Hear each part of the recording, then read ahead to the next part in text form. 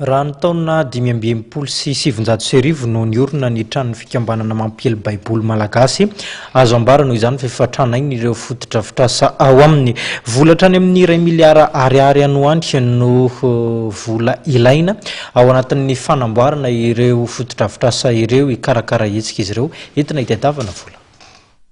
Dia trano fivorina ato ohatra raha ny voalaza teo hoe misy ny artista mianatry rato, ato misy fiangonana amin'ny teny anglisy mivavakato sanalahady amin'ny teny anglisy, ato misy fivorina ninona fivorina atao na mariazy satria misy lapozy ao ambany ao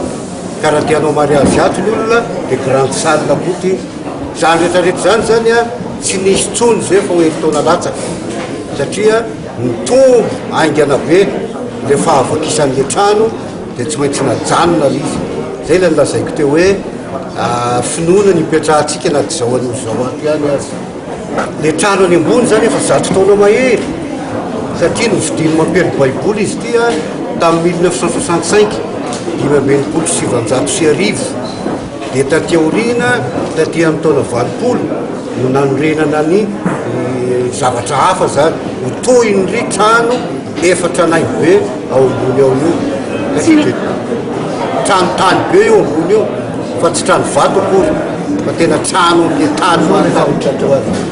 io izy io. Le entretien ve tsy misy sa hoe tsy ny entretien faraky ny filazako teo hoe eto tanina reniny sika dia misy glissement ty terrain ty ka le glissement ao ambany ao raha midinao nareo dia mahita azy ao fa efa misy mivava be ao ambany ao mikisaka ny toerana mikisaka ka tsy maintsy miainga avy any amin'ny fototra any ambany be ihany mihitsy any amin'le tany mafy mihitsy zany any zao ny aingana zay vao afaka mananga.